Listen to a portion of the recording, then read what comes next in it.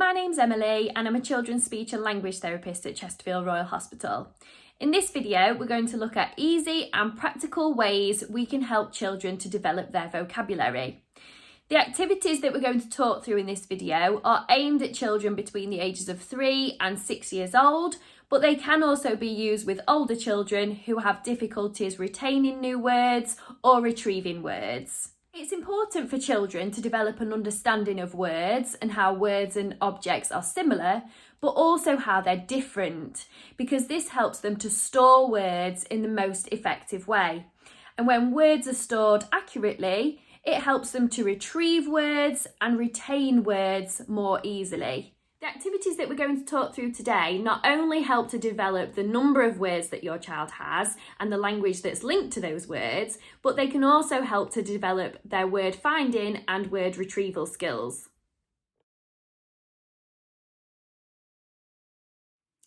The first activity that we're going to talk about is sorting categories.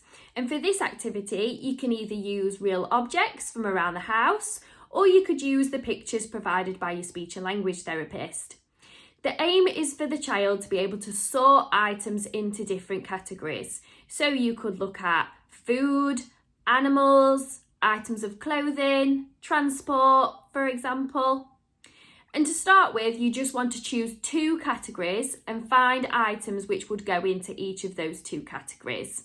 So for example, you might choose food and animals. Once you've got all the items together for the categories that you've chosen, you then need somewhere to sort your pictures or your objects into.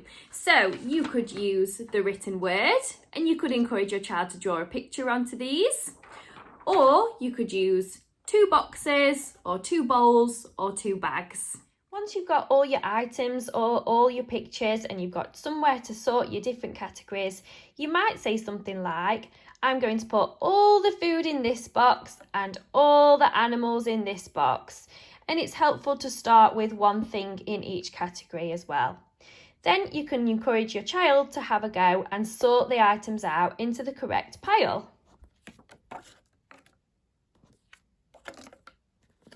To start with, you might have to provide a couple of prompts. So you might say something like, is it something we eat? Or do you think it's an animal? Or you might just say, do you think it's food? Or do you think it's an animal? And point to the correct box to just give them a bit of a prompt.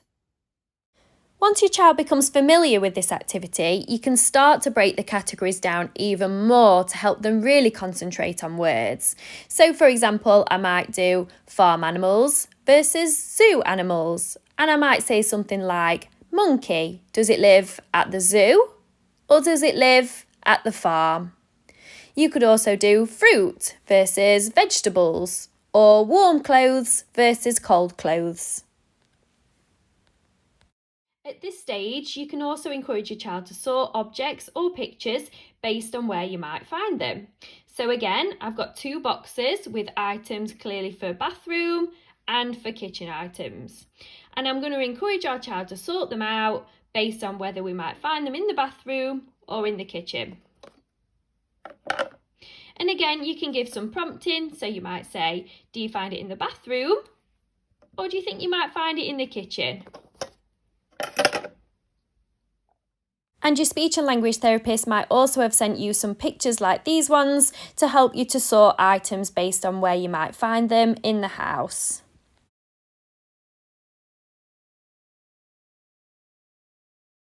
Next, we're going to talk about some practical ways you can sort items out during your daily routines.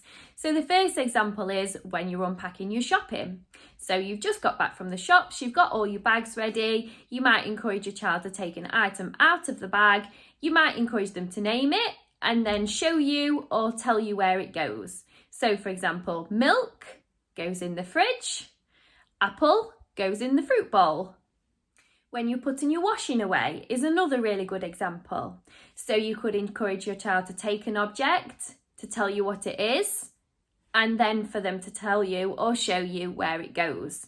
So for example, socks might go in the bedroom drawer, and a towel might go on the bathroom towel rail. And another good example of a daily routine where you can sort objects out is either when you're tidying toys away or when you're putting the pots away. So again, you can encourage your child to name a toy or name an item and tell you where it goes. For example, a car lives in the toy box and a plate lives in the kitchen cupboard.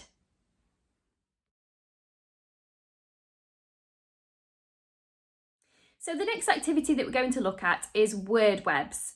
So not only is it important that children can sort items into different categories, but it's also really important that they can talk about those items and describe them. So when we're thinking about describing, we might be thinking of questions such as, what does it feel like? What noise does it make? How many parts does it have? Where would we find it? How many syllables does it have? What sound does it begin with? So let's look at an example of a word web. So here you can see a completed word web based on the word cow, and we've used an object in the middle for this, but you could also encourage your child to draw a picture.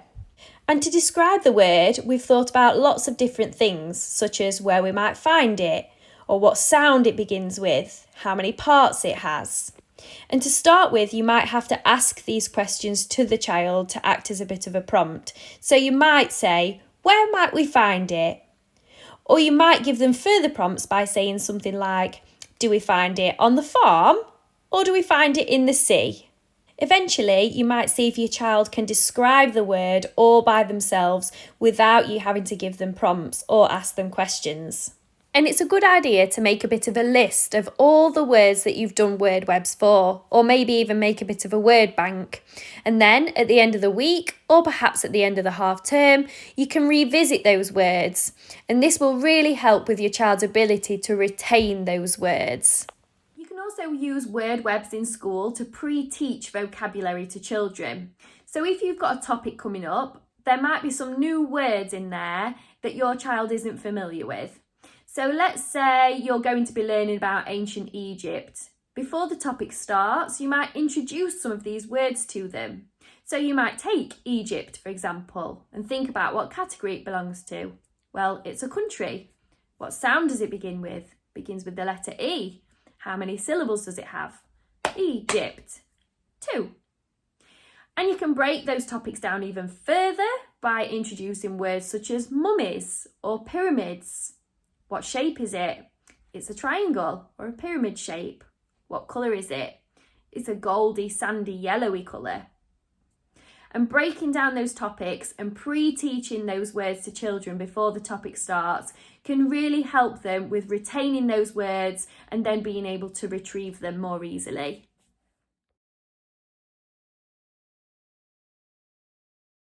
And the last 2 activities that I want to talk to you about today are just some really quick and easy games that you can play. And you can write your child's responses down as you play these games and make a bit of a word web. Or you can just play them when you're in the car or when you walk into the playground, for example. So the first game is called Let's Name. And all you're going to do is name items from different categories. And to start with, you might ask your child to name 3 things. And then you might up it and see if they can name 5. So you might do things that you see at the circus, or things that live in the sea, things that live in the farm, things that are green, things that are blue.